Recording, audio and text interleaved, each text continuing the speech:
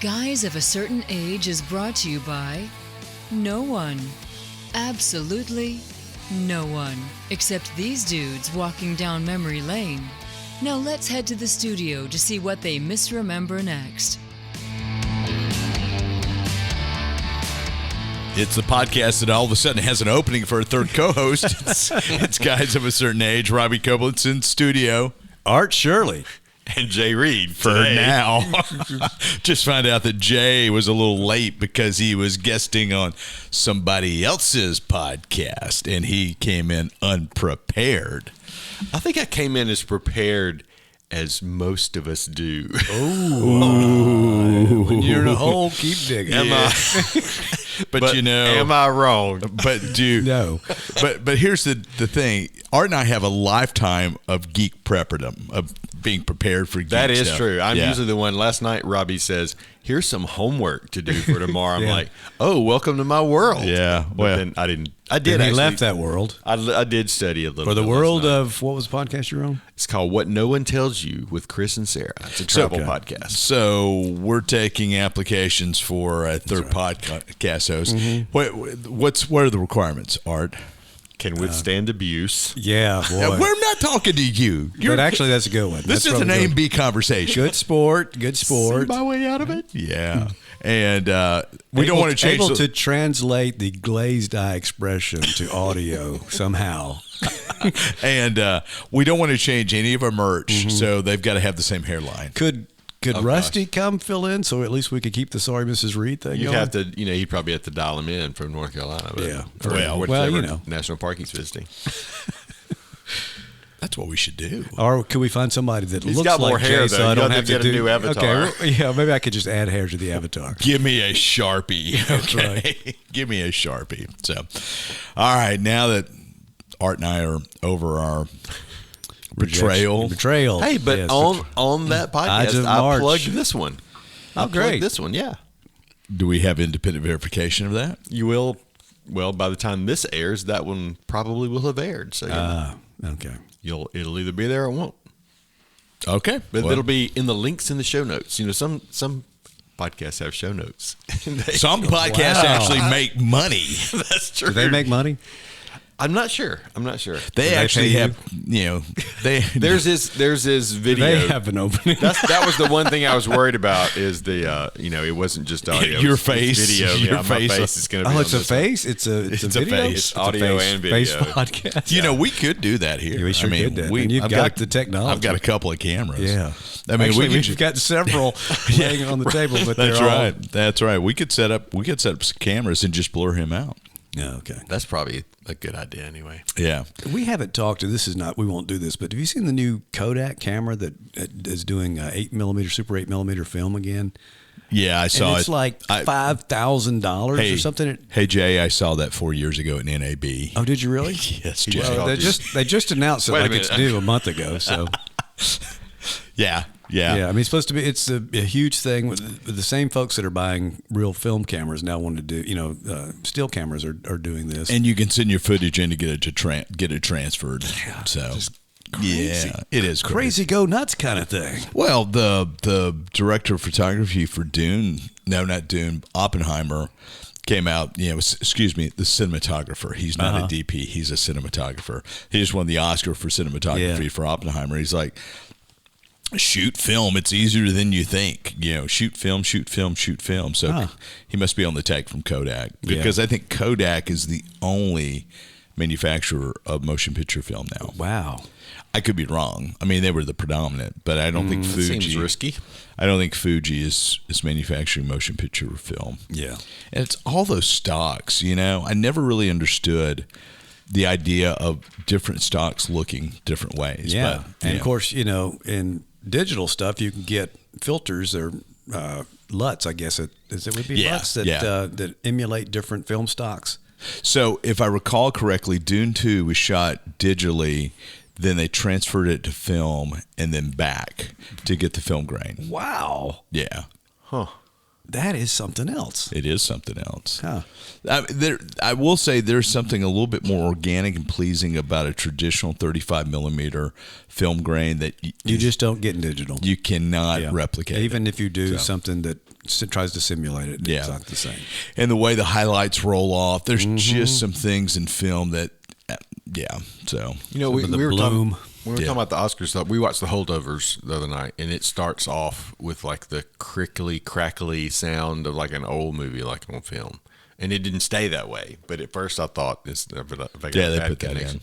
Yeah. I need to watch that. It's good. It's good. Did you like it? I did, yeah. Highly recommend. Yeah, Paul Giamatti was great in it. To me, it's like a modern Dead Poets Society. Yeah, that's kind of had that. It seemed like it had that feel. Except nobody dies. Right. Well, no one dies, do they? No. Everybody dies. Cyclops dies. Cyborg. Right. You're right. Nobody dies in this one. I've said it wrong so long I can't remember what's wrong and what's right. Well, we got to get to geeks at some point. Maybe we can do abbreviated geeks because I don't know that I really have one. But have you watched X-Men 97? No, because I don't have Disney Plus. You don't have Disney Plus. And I'm probably about to get it again to watch that. Did you like it? I have not watched much of it, but, just seeing the recreations, it feels like yeah. I mean, like the intro is like shot for shot. Okay, obviously it's much. If it was also I'm Your Baby Tonight. If it was Your Baby Tonight. If X-Men 97 was a lounge act, you could do it. So.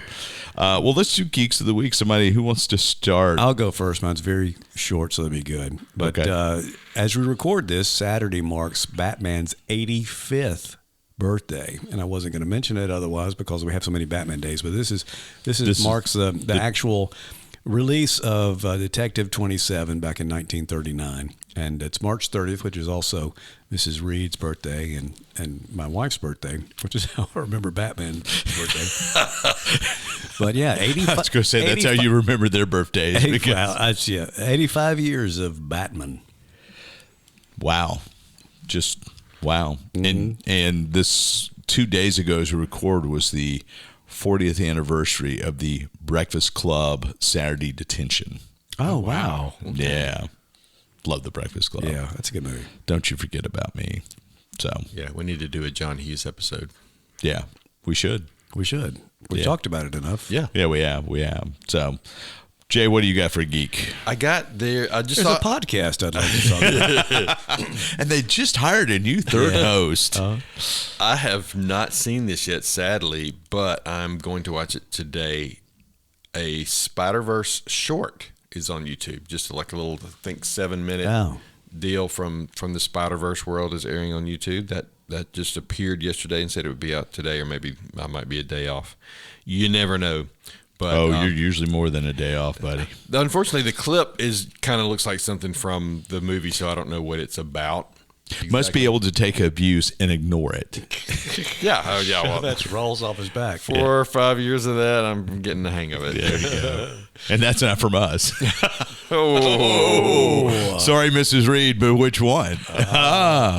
So did that drop, yesterday? Yeah. 2 days ago is when this thing came up on comic book, whatever, on Instagram, and it said it was dropping the next day. So it must have come out yesterday. Trailer of the short film The Spider Within, a Spider-Verse story, debuting on March 27th. So, yeah. So yesterday. It should be out by the time this airs.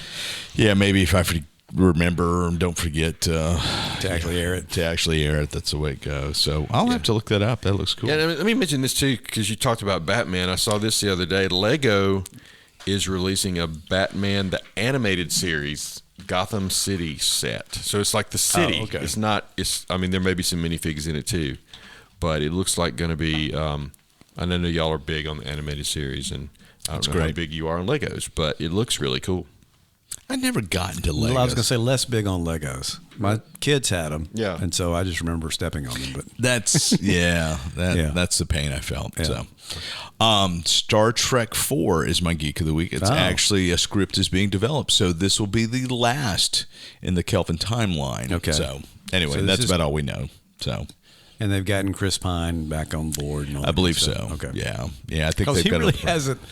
He hasn't changed much at all. Well, he also hasn't had a hit in a while. No, he's kind of like, no, I'm not going to do this. And I was like, hey, what's about that Star Wonder Trek Woman? 4? I know, but the 84 bombed. Yeah, but, Dungeons and Dragons was good. Yeah, it was. Quite good. Yeah. Quite good. So that's starting up. I will say, have either one of you guys started Three Body Problem? No, I haven't. I cannot recommend it enough. I've heard it's really good. It is phenomenal. So even not having read the book or whatever still? Yeah, I'll be glad to explain things to you if you need. And that's a non-pandering, sarcastic, because it's very dense. I'm going to go back and they did a ton of changes because the book takes place primarily in China. Yeah. And so they moved the location to London. But I'm going to tell you guys, it's great. Now, there are a couple of... there's a particular scene that I knew what was happening and I skipped through that's pretty gory. Okay. But just the setup for it and what they did was just absolutely incredible. All right, That's and they watched streaming that- where? I forgot. It's on Netflix. Okay. So it's And I may watch that without Becky. I'm not sure if she'd want to watch that or not. But. there's not much gore at all. Okay. That is one How particular. does it compare to Silo in terms of? Because she loves Silo. You can't really compare them. Okay. I mean, we may watch the first episode, and if she wants to bail out, she can go back to I will say this: it is so incredibly Palm original. Royale. It is one of the most original pieces of sci-fi I've read. in How a many long time. episodes? I believe it's 8. It is 8. That's right. Yeah. And they're all out. Yeah. Yeah. Okay. It's Netflix. They Yeah, drop all at Netflix. once. Yeah. Mhm. Yeah, I just started watching The Bear, so that's the original one you recommended. I've got it. Yeah. We finally pulled the trigger on Hulu. So What do you think about The Bear so far? So far, so good. I expected something a little different. Like it's really intense. It's really intense. Yeah. But yeah, it's kind of fascinating to see. Thank you, Chef. Behind the scenes. Yeah. Thank you, Chef. Thank you, and please. Thank you. So And that's about the only lines you can quote. it really is. The lead, I forget his name. The lead of The Bear is in negotiations to play Bruce Springsteen in a biopic he would be good in that. about Okay. Nebraska, about the Yeah. making of Nebraska. Okay. So, Cool. all right. We've all done geeks, right? Right. Yeah. I just want to check. I'm a little upset still by what you've done to me, Jay. So why don't you? You mean why- help promote this podcast on another podcast? Why don't we make time for? Jay's Regrettable Segment. Yes, it's Jay's Regrettable Segment. Today brought to you by Indeed.com. If you're looking for an employee, perhaps another podcaster, please check Indeed.com. Yes, Indeed.com. The sponsor of today's Blank's Regrettable Segment. Oh, by the way, the book's property of the podcast. It has to stay. Okay. In fact, I think we'll keep it after we record. Your name here, Regrettable Segment. All right, that was great. Did you just come up with that off the top Yes, of your I head? was going to try. I could never remember the name of the podcast. I was going to make that the sponsor and never can remember. Be careful what you say. What's the name of it again? What no one tells you. What no one tells you About murders in the building. is that Jay is on another podcast. Yeah. Actually, Jay told us. Yeah. And this is about what I expected when I told you. Well, at least you know we're consistent, You're consistent, right? yes. What's going to be funny is when we're done, we'll completely forget about this. Right. We'll go, what are we talking about? Yeah. Jay, another body. Who would want Jay? Oh, come on now. Jay's had more guests on other podcasts than we have been a guest Apparently, a lot of people want Jay. on. Nope. Well, you said it. I could enter the transfer portal. So I haven't been chosen, but I've been, running some tests. Because, buddy, you ain't got no NIL. Nobody wants our names, our images. Definitely not the image. Or our likenesses. All right. What you got? Okay, this week's regrettable superhero, maybe not, is named Justin Wright, and you might. Wasn't he a member of the Backstreet Boys? Different one. NSYNC. Yeah. Oh, NSYNC. Was In sync. We are not. kitchen sink. Okay, so Justin Wright, his name is Justin Wright, but his superhero name is Just ' Right. So just and right. So Wow. yeah, real clever. So nobody can figure that Nobody one can out. figure it out. Right. And he comes from a line like, how Batman's parents were killed. Superman's parents gave up their lives to send Superman down. Spider-Man was an orphan. He was an orphan, but like apparently was fostered and was called into a law office and basically said, "You are now wealthy. Your parents left you this great fortune," which he didn't even know the parents. So he's got all this money and things. And one of the things he finds is a scarf, and this is weak, but the scarf is like a one-way scarf. You put the scarf around you, you can see out, but nobody else can see in. So he wears this scarf that he can see through. That's his, I guess that's his cover. That's his uniform, mask? his mask. But it's just a scarf over his head. Just a scarf tied behind his head, and he can't, nobody can see who is his eyes, but he can see fine. So not a lot of imagination there. And guys go, I don't want to have to draw eye holes in a mask for a way. What can I do to get away with that? But, it's like justice is blind, I think it was his sort of point. Okay. But his only superpower besides the see-through mask is his rock-hard fists. So, yep. So he beats people up. He has a brief but effective career. I think it was one issue. Dollman #1 in 1941 from George Brenner as Wayne Reed was the creator, whoever that was. So he beats up a couple of mobsters. And what he did after he took care of the criminal, he would put a sticker on the forehead of his target depicting a balanced scale and his name, Just and Wright. And the way he let authorities know that he had accomplished this was to sign a note, some evidence tied to it, and tie it to a brick and throw it through the police chief.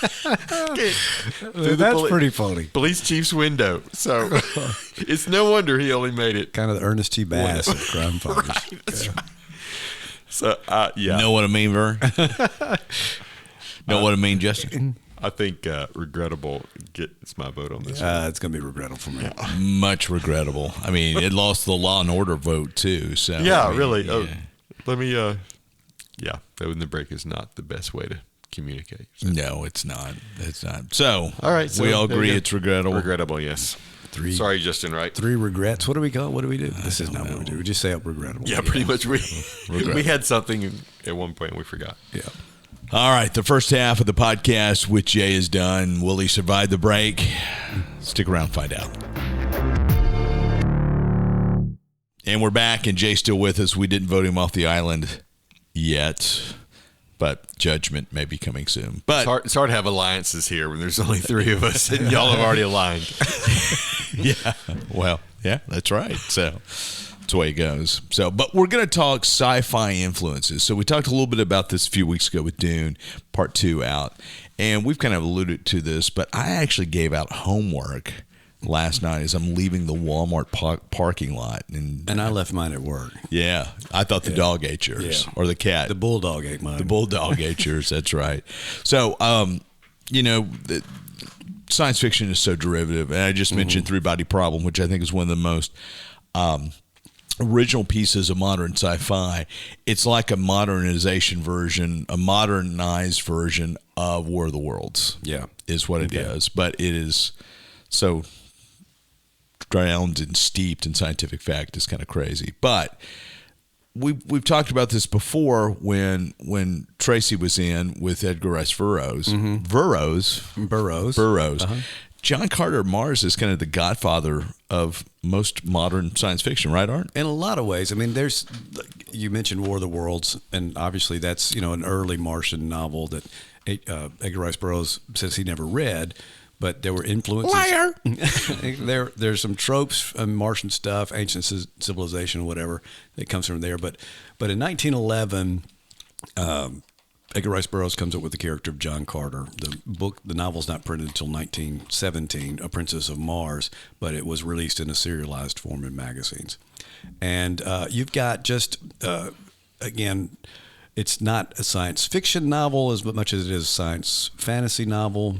There is some scientific stuff in there. We're not going to differentiate on that, I don't think. I was going to say, define science fantasy. Science fantasy doesn't have the true scientific stuff. I mean, it's like Star Wars is basically science fantasy because the technology really doesn't work. 2001 is more science fiction because they tried to stay within the confines of physics and technology that could exist. So I don't think most of us differentiate. I think most of us call science fiction Star Wars, Buck Rogers, Flash Gordon, whatever this is. For me, especially. I mean, I don't have. We talked about definitions before. To me, The Dying Earth by Jack Vance was science fantasy all the way, and that was my first introduction to science fantasy. But we're not going down that road. Right. So back to John Carter. So John Carter is the character himself is a Civil War veteran. He's supposedly immortal. He's lived many lifetimes. He's a Civil War captain. He ends up dying on Earth and is astrally projected to Mars. And on Mars, because he's on a different planet, he has certain powers that he didn't have before. He's stronger and also able to leap large distances. So who would that have influenced? That's right. So see if you can recognize the influences. He becomes a warrior fighting for a cause. There's several different types of races and species on Mars. There are the red Martians, which is he falls in love with. I call it Deja Thoris. I've heard. I think Tracy says Deja Thoris, and I think the daughter or the granddaughter's named that. So, but he falls in love with her, and it becomes this big epic thing. Again, very much like Star Wars, in that you've got a princess that has to be saved, and you've got this swashbuckling hero that's going to save her. You've got the Green Martians who have 4 arms and are 10 feet tall or 13 feet tall, whatever they are, and they're called the Tharks, and he becomes friends with them and kind of unites several populations of Mars. But there's always, each chapter is basically a cliffhanger ending, so it's like a movie serial. There's always danger happening.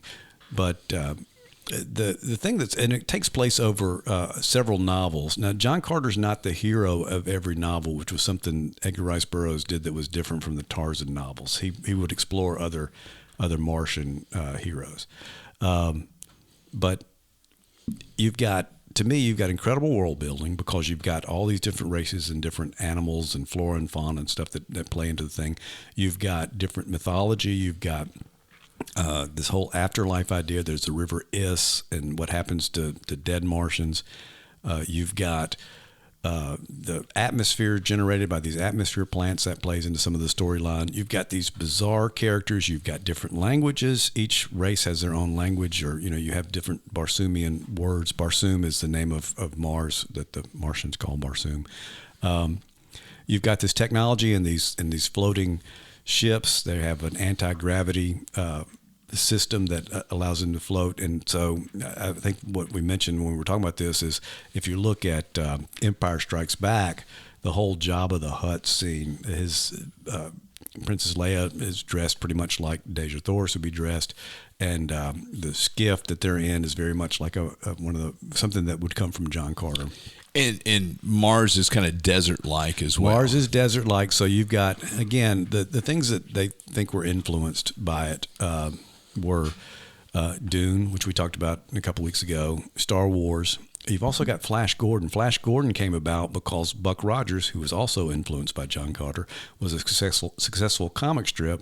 Alex Raymond wanted to do something to compete, or actually King Features tried to get him to create something that would compete with it. They wanted to get the rights to John Carter, but Edgar Rice Burroughs wouldn't give those up at the time. So they created Flash Gordon as, a hero to compete with Buck Rogers. And if you hero look at of the universe. Yeah, that's right. And we're going to start singing in a minute. But his that whole thing, again, you're taking somebody that has been removed from the world they know to a new alien planet. That happened with Buck Rogers.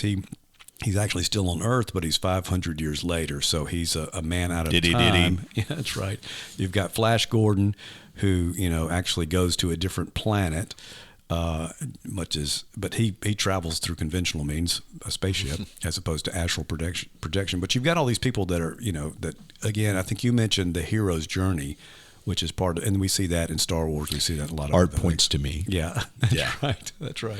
Well, and didn't George Lucas want to make a Buck Rogers movie, and he couldn't secure the rights. Is either Flash Gordon or Buck Rogers? I thought he wanted to do Flash Gordon. Maybe it was Flash Gordon, but one of the two. And the thing is, you see, if you watch the old Flash Gordon serial movies with Buster Crabbe, or the Buck Rogers movies with Buster Crabbe, or the Tarzan movies with Buster Crabbe. Anyway, they've got a lot of the same kind of things. You've got that text that is going away from the screen, the slanted text that begins an episode. And so that's the opening crawl that he had on the beginning of Star Wars before it was New Hope, is inspired by that, because each chapter would begin and they would kind of give you the what happened previously through that crawl. What we would call now the TLDR. TLDR, too long didn't read. That's right. Yeah. So anyway, so a lot of the elements, the wipes that George Lucas, did, those came from those movies, but the hero himself, a lot of the things with the hero is through is based on John Carter and other influences too. Obviously, Lucas had a lot of Akira Kurosawa movies, and so a bunch of stuff went into that.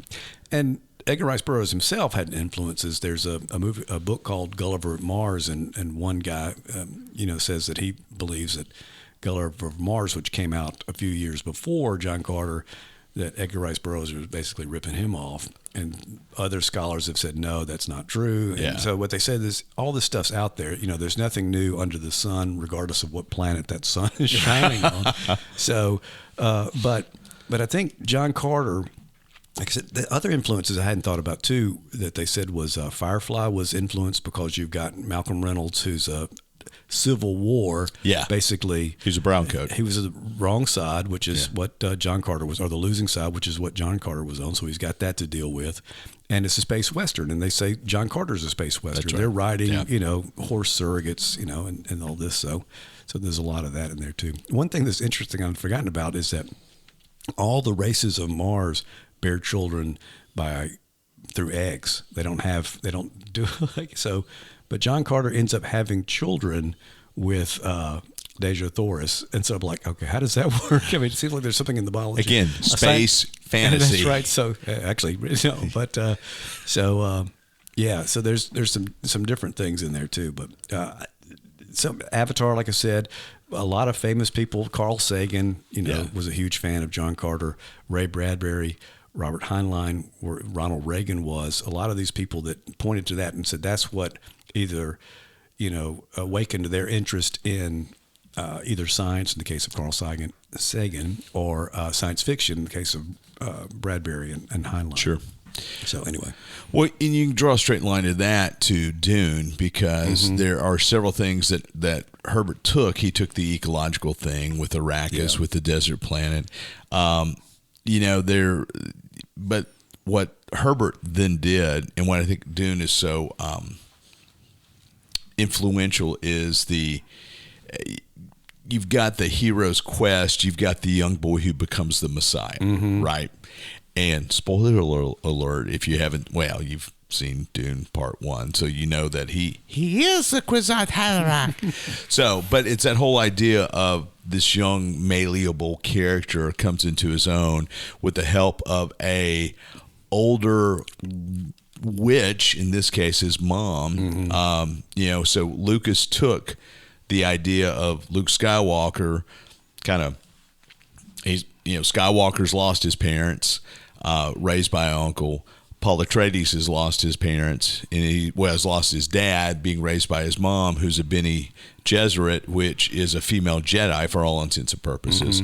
So George Lucas changes swaps the gender of the Jedi, because when Episode 4, when A New Hope comes out, it's kind of implied that the Jedi are these space wizards, right? You've got the whole idea of this desert planet. You've got what do they call them in Star Wars? We saw in A New Hope, we saw the sandworm skeleton that when 3PO and the R2, dragons, the Krallars or something like that. So there's elements of that, but you've got that hero's quest, and of course, Lucas what is it? Great artist. What is it? Good artists borrow, great artists steal. And Lucas stole so much. But not Heinlein, but but Dune has been very influential in that hero's quest type of thing. So, George takes John Carter of Mars, makes him younger, brings in the hero's quest, and then here we are with a little Kurosawa with Seven Samurai, and then you have A New Hope. Yeah. So, but yeah. Now, 1917 is when the book came out. When the book came Princess out. of Mars came out, it had been serialized. Like I said, as early as 1911 is when it started. And Dune was published in 69, I believe. So, sorry, I lied. 65. Oh, okay. So that was right around, when did Return of the King? That was 30s, wasn't it? No. I thought. No. I thought it was in the mid-50s. Yeah, 1955. So when was The Hobbit? Was The Hobbit? Hobbit was right after World War II. Okay, yeah, because Bucky says, did you ever read The Hobbit? Yeah, I read it when it came out originally. Yeah. Okay. Yeah. So that's why I was thinking it was before. Yeah. It was right after World War II. Yeah. Okay. So, but anyway, so there's the Dune piece. Now, I forgot how I said we're going to do. Jay, when did you've done a little bit of research on 1984? Yeah, I would. I mean, to be honest, I had to read it in high school. So, and I think that actually plays into its influence. I don't remember the whole, like, necessarily the storyline, but I remember the words. I remember Big Brother, and I think it was like Newspeak, Unperson, Thought Crime, those kinds of things, Thought Police, those kinds of things have come into our vocabulary, especially Big Brother. Yeah. And the whole idea of, big government or whatever being a big brother and all that. So the influence from that, I mean, besides just the book itself, was that every high schooler for generations had to read that, or for years. I don't know if they still are. I think now they just watch the news. Right. Yeah. But influential in that way that so many people read it and became familiar with those terms and ideas. And then, of course, in my case, it was only 2 years later and it came true, But it was published in 1949. Okay. And it really defined the dystopia genre. Yeah. Right? Yeah. Yeah. Whereas before, everything had been, you had some apocalyptic things happening, obviously like War of the Worlds or whatever, but they were always outside influences. Whereas 1984 showed a future that was of our own making. It wasn't bright and shiny. Yeah, it wasn't bright and shiny. It wasn't George Jetson. Yeah, and there wasn't the bacteria that fixed everything at the end of it. 1984, I believe, ends still, pretty sad. Grimly, yeah. I just remember generally that. But yeah, I think I probably read it in 82 or 83. So, yeah. But at the time, I probably didn't even think, this is next year. Yeah, I remember reading it. I'd read it once probably in high school and read it again in 1984 to actually read it, the year. And again, it's a lot of it is so, so pressing and what we, ended up, so many things have happened, since that. I mean, there was if you remember, there's a TV or monitor or whatever that the government would broadcast their instructions for, but they could also watch you through that, and so Alexa. Yeah, so it's like, all this stuff that we've got now that tracks us and monitors and does everything we want to do. It's really crazy how close we've come to that willingly, and not to go down any conspiracy theorist, X-File-ish sort of things, but there's a lot that Orwell predicted that. Yeah. So, but it's interesting that George Orwell's name is now a adjective, Orwellian. Yeah, that's right. Yeah. So, but you said there's some parallels, some influences on which. Well, I looked through a list of influential sci-fi books, and one of them that came up because I was trying to figure out which ones have I read, and the one that I had read was Jurassic Park, and I see that influence in a totally different way. I don't know how much other, like you mentioned, all the genres and people that John Carter influenced. I'm not sure how much Jurassic Park influenced other writers, but look at what it generated, influential in the sense of, the movie, 6 movies now or 7 movies that have come out of it. And I think it was a year or two back, one of my Geeks of the Week was this whole recreation of the woolly mammoth. I think. which eerily sounds like the same thing that they did in Jurassic Park. So I don't know that we're going to see that specifically, but, they're actually trying. But, I mean, even if you take the dinosaur part of it, the genetic manipulation, the way that they're looking to manipulate the DNA structure of living things, existing things, kind of, I think, plays back to that the warning that Jurassic Park gave us, in kind of the same way that Godzilla and all those movies was basically a statement on nuclear weapons. Yeah. Jurassic Park takes this, gives us a fun adventure romp. Well, fun for some. Yeah, fun for some, not the guy that was on the toilet. Hello, Newman. That's right. Yeah, he does not make it. He's not very well at all. No. But anyway, it's this idea of scientists playing God. So what can we learn from that? What is our warning? Parallel to that is, you create something that should be amazing and positive and is turned into something very negative and in the wrong hands. Sorry, in the wrong hands, it could be dangerous. This dystopian podcast. Yeah. Did either of you read Jurassic Park when it came out? I probably didn't read it immediately, but I read the book. Yeah. I was a huge Michael Crichton fan. I love Michael Crichton. I mean, pretty much everything he's there was Sphere was kind of and then what was the one where they go back in time? I can't remember. Yeah, I didn't care that much for that.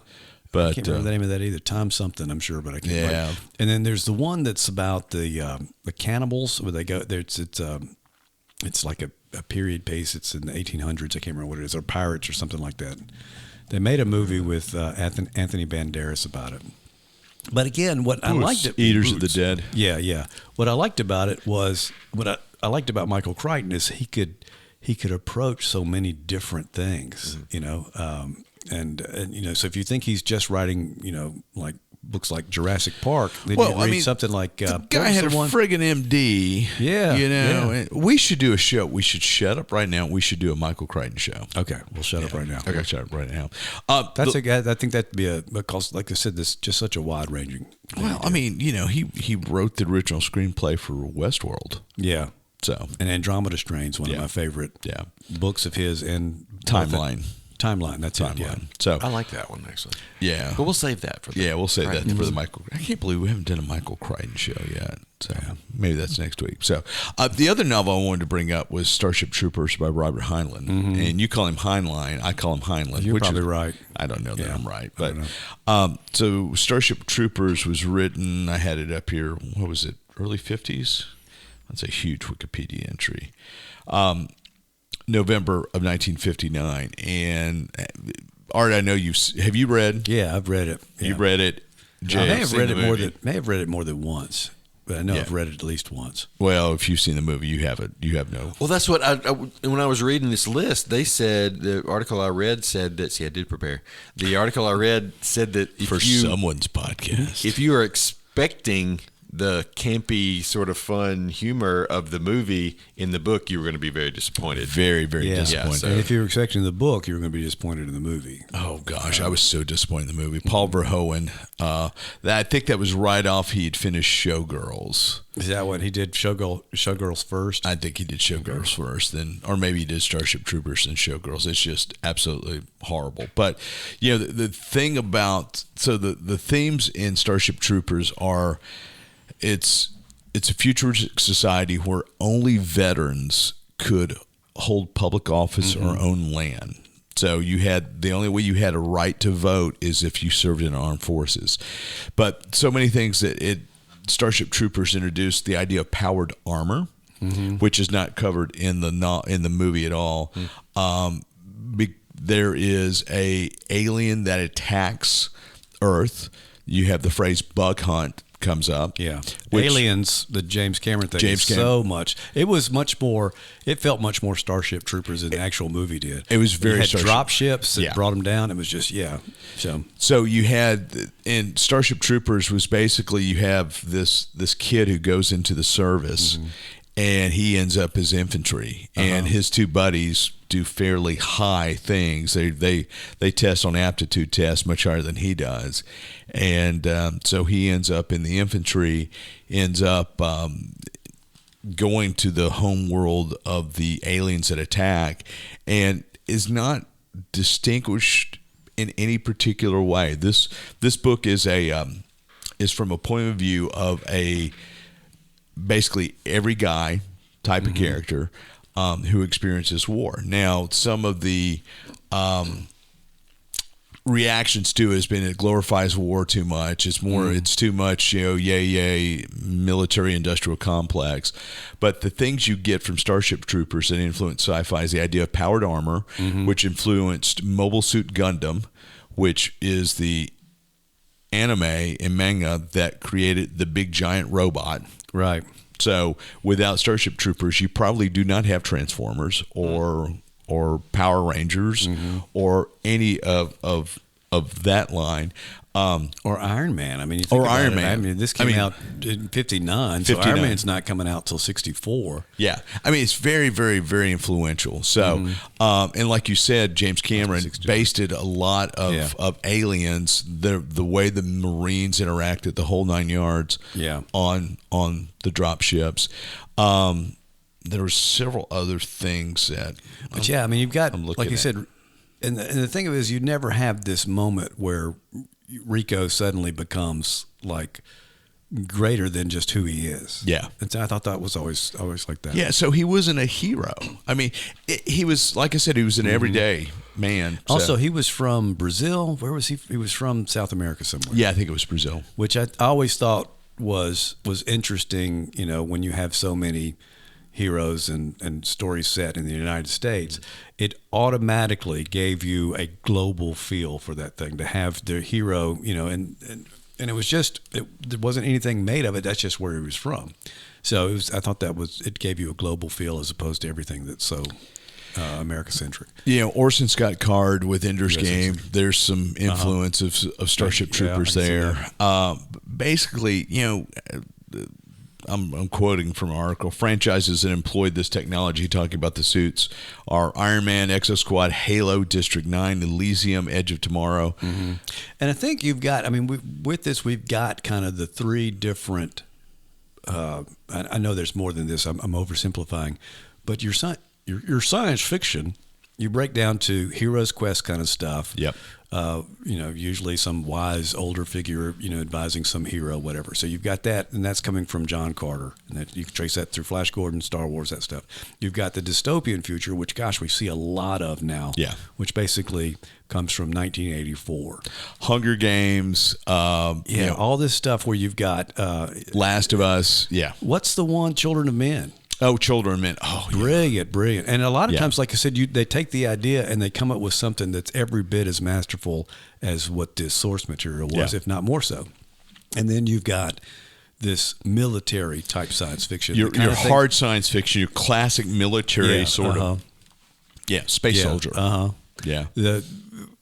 The thing that's not in there probably, and even, I don't know, maybe you could say Star Trek comes from that because it's still military. It's just not the soldier kind of stuff. I mean, it's an explorer kind of thing. So maybe Star Trek or something along that lines, that may be more of a movie kind of thing. Well, to me, Star Trek is almost the anti-Starship Troopers. Yeah, because you've got a military thing, but it's not militaristic. So, yeah. I mean, it's basically military only in the structure of the command of the ship, because it's exploration and science is what they they end up having, because they're on the frontier, the final frontier, if you will. The space aquatic with Jean-Luc Picard. So but I think you can kind of break it down to that's at least a lot of the science fiction that we see.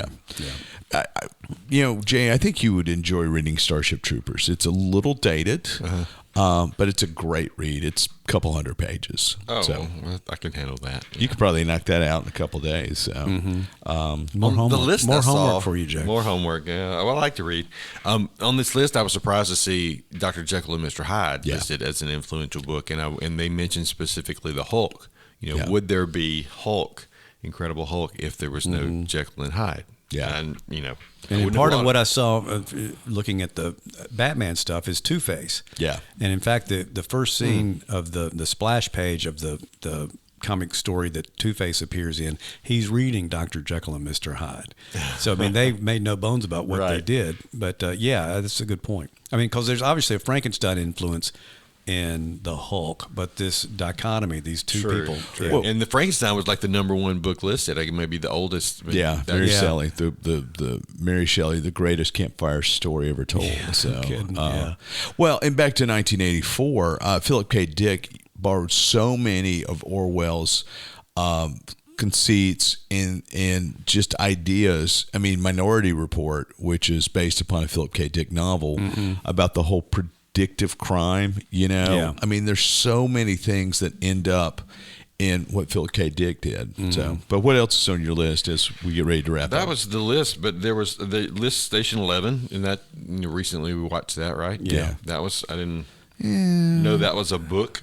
It's a graphic novel, I think, isn't it? No, or it's is a book. Actually, a book. Okay. Book. It's a really. No, there's a graphic novel in the story. That's right. Yeah, that's the, right. The book is great. I think I like the book better. I've heard than people the say series. people liked the series, but most people that I know that have read it have said they actually preferred the book, which is not atypical. Takes place in Toronto instead of Chicago. Oh, okay. But And anyway. it mentions 3-body problem here. Yeah, such a great book. Seemed like I saw a couple of others, but that was pretty much it. I mean, those as far as the ones I recognize, there's a ton here that y'all may see. PD, you mentioned Children of Men, right? PD James, Children of Men. It's great. Hey, Jay. Anyway, Talking to your mic. oh, the mic. Okay. Yeah. Okay. Yeah. So I don't get much podcasting experience. So Not here. sometimes I Not forget. here anyway. yeah, not here at all. So Do they have a different mic for They you probably over have there? a fancy headset. Yeah, that's that's probably what right. they did. No, we don't want to talk. Do you Okay. stand up like you're doing sports and stuff? Yeah. Wow. With a green screen behind me. Yep. Did you have a green screen behind No. you? Okay. I do want to hear more about the setup for the video. Okay. No, I don't either. So, but Not anyway. on here. No, not at all. Not ever. Brings up too many bad memories. So, Princess of Mars, highly recommend that you read. Starship there's a whole Troopers. series. I'd read the whole series, but definitely Princess of Mars. Princess of Mars, Starship Trooper by Heinlein, 1984 by George Orwell. And those are all relatively easy to get into. They're a couple hundred pages. Yeah. Dune is thicker. Dune's 400 to 500 pages, and it's a lot of world building. But And a lot of these that came from these are much larger novels. Yeah. Like, whatever they inspired become much larger pieces. Yeah. So, all right, that does it for us this week. Thanks for joining us. Tune in next week. Will Robbie upload the Wright podcast? Will Jay even be with us anymore? Stay tuned. You'll find out.